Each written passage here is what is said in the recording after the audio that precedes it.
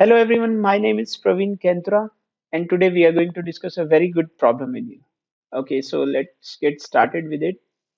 We are given with the two functions fx and gx and f is from R to R, g is from R to R where R is a real number, set of real numbers and we have to find the area in the first quadrant by the bounded by the curves, right? Okay, तो ये सबसे पहले देखते हैं जरा कि जो area है, ठीक है, area is going to be integration of fx minus gx, right? And the lower limit is 0 and the upper limit is not mentioned. ठीक है, वो हमें इवेल्यूएट करनी पड़ेगी. अच्छा, बिफोर दैट, क्योंकि जो एफ एक्स फंक्शन है उसमें मॉड्यूलस इन्वॉल्व है, तो मॉड्यूलस की इन्वॉल्वमेंट की वजह से हमें क्या करना पड़ेगा, will have to redefine the function. ठीक है, तो चलो रीडिफाइन करें फिर. इससे पहले for X less than one के लिए e raise to the power x minus one minus e raise to the power. आप इसको देखें मॉड के अंदर, जब एक्स वन से छोटा होगा तो मॉड के अंदर की क्वांटिटी नेगेटिव होगी, तो मॉड हटाने का एक पॉजिटिव लगेगा, नेगेटिव लगेगा जो कि इसको पॉजिटिव बना देगा, राइट? ओके. सेकेंडली, जब x की वैल्यू 1 से ज्यादा होगी तो ये वाली जो मॉड के अंदर की क्वांटिटी है अब ये पॉजिटिव होगी. तो मॉड के अंदर जब क्वांटिटी पॉजिटिव हो तो फिर मॉड हटाने का कोई भी साइन चेंज नहीं होता है, right? So this is minus of x minus one itself. ठीक है, अब ये कितना बन रहा है, ये वाला जो एक्सप्रेशन है ये तो कैंसिल हो जाएगा हमारे पास, राइट? तो ये तो जीरो देगा. ठीक है, this is for X less than one. और जो लोअर है, सेकेंड ब्रांच है, दिस इज ई रेस पर X minus one minus e raise पर one minus x, and this is for x greater than one. ठीक है, okay. दूसरी चीज ये है कि यहाँ पर जो है x इक्वल टू वन पर कौन सी ब्रांच वैलिड होगी, x इक्वल टू वन पर. तो अगर x इक्वल टू वन पर हम देखें तो फंक्शन की यहाँ पे अगर वैल्यू पुट की जाए, फंक्शन की वैल्यू, तो वो कितनी आ रही है, जीरो आ रही है. ई रेस पर जीरो माइनस ई रेस पर zero which is one minus one zero. तो ये भी हमें जीरो देगा. ठीक है, और जो लोअर ब्रांच है सेकंड ब्रांच वो भी जीरो दे रही है. तो यहाँ पे इक्वालिटी का साइन हम कहीं भी लगा लें उससे कोई फर्क नहीं पड़ेगा, राइट? ओके, सो अब हम क्या करेंगे, will have to find the upper limit. ठीक है, तो उसके लिए मुझे क्या करना पड़ेगा, पॉइंट ऑफ इंटरसेक्शन निकालना पड़ेगा. For the point of intersection क्या करेंगे हम, पॉइंट ऑफ इंटरसेक्शन के लिए we solve the equation simultaneously F X and G X. ठीक है, इसको सॉल्व करना पड़ेगा to get the point of intersection. अब पहला केस, case number one, right? First case is जब x की वैल्यू वन से कम होगी तो, right? When x is less than और equal to one, fx minus gx is equal to zero. तो जब x की वैल्यू वन से कम होगी तो फंक्शन की फर्स्ट ब्रांच लगेगी, this is zero. And gx की वैल्यू कितनी है, gx हमारे पास ये है, दिस इज gx, राइट? अच्छा, x चाहे वन से छोटा हो वन से बड़ा हो, gx will remain the same. So this is e raised to the power x minus 1 plus e raised to the power 1 minus x equals to 0, right? Okay. And now ये जो expression है ये एक exponential function है. ठीक है, being an exponential function, this is positive quantity always. This is always a positive quantity. ये कैसा है, ये भी एक exponential function है. So this is also a positive quantity always, right? And positive plus positive quantity will never give you zero. Positive quantity when added with a positive quantity will never give zero, right? Acha, what does it mean? It means there is no value of x which is less than or equal to zero, right? इसका मतलब x की कोई भी x की value one से छोटी ऐसी नहीं है जो इन दोनों इक्वेशंस को साइमल्टेनियसली सॉल्व करेगी. तो इसका मतलब ये बना कि therefore there is no point of intersection. There is no point of intersection for x less than one. One से पहले कोई भी पॉइंट ऑफ इंटरसेक्शन नहीं. राइट। अब हम स्टडी करेंगे case number 2। Case number 2 for x greater than 1। x greater than 1 के लिए क्या होगा हमारे पास? We have fx minus gx equal to 0, right. तो ग्रेटर देन 1 के लिए फंक्शन की कौन सी ब्रांच है? We have e raise to the power x minus 1 minus e raise to the power 1 minus x, right. Minus gx कितना है? Again, so what is the gx here? We have gx as gx, तो जैसे मैंने पहले भी कहा था कि it will remain the same, half this thing, right? Okay. अब अगर देखा जाए यहाँ पर ये वाला जो एक्सप्रेशन है ये और जो ये वाला एक्सप्रेशन है ये तो दोनों सेम है, राइट। तो ये 1 minus this will give you half times e x minus 1, right. अच्छा, ये वाला जो एक्सप्रेशन है और ये वाला जो एक्सप्रेशन है अगेन दे आर सेम, तो इनका बैलेंस होगा -3/2 e raise to the power 1 minus x equal to 0, right. And after taking 2 as a LCM, तो ये इसको सॉल्व करने के बाद I will be getting this, ठीक है। So this is e x upon e is equal to 3 e upon e raise to power x, right. अब अगर इसको शिफ्टिंग करते हैं, so this will give you e raise to power 2x is equal to 3 e square, right. अब यहाँ पे हम क्या करेंगे? Will take log both sides, take log with natural base, right, both sides, and this will give you 2x log e is equal to, and this is log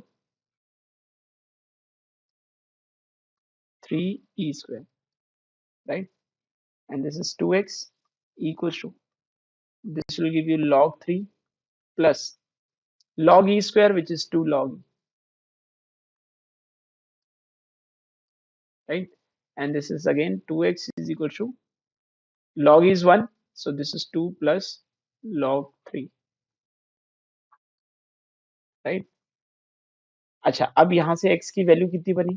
I'll divide 2, I'll divide the right hand side with 2, तो वो यहाँ से इतना बनता है, right, and this is further 1 plus log root 3, right। Okay, so 1 plus log root 3 is definitely a quantity which is greater than 1। ऐसा क्यों? क्योंकि ये जो log root 3 है, this is a positive quantity, ठीक है। तो इसका मतलब एक और पॉइंट ऑफ इंटरसेक्शन आ चुका है हमारे पास, ठीक है। तो नाउ ओके, और ये जो पॉइंट ऑफ इंटरसेक्शन है, this will be accepted. So now the required area is going to be integration of x is equal to 0 to 1 plus log root 3, right, and fx minus gx,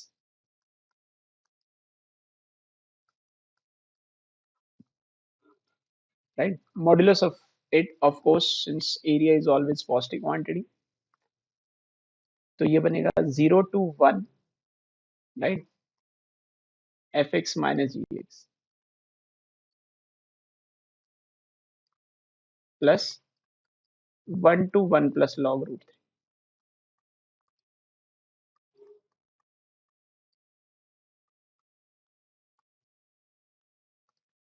right, okay। So 0 से लेके 1 के लिए अगर देखा जाए तो हमारे पास पिछला कौन सा फंक्शन था, ठीक है, ये हमने अभी जो रीडिफाइन किया था function, right. So this was 0 to 1, fx हमारे पास कितना था? 0 minus, and gx was half of e raise to power x minus 1 minus plus e raise to power 1 minus x plus 1 to 1 plus log root 3, right. अच्छा, और ये वाला जो function बनेगा, right, this is going to be, fx कितना था for greater than 1? fx was e raise to power x minus 1 minus e raise to power 1 minus x, ठीक है, ये fx था। और जो gx है वो तो सेम ही रहेगा,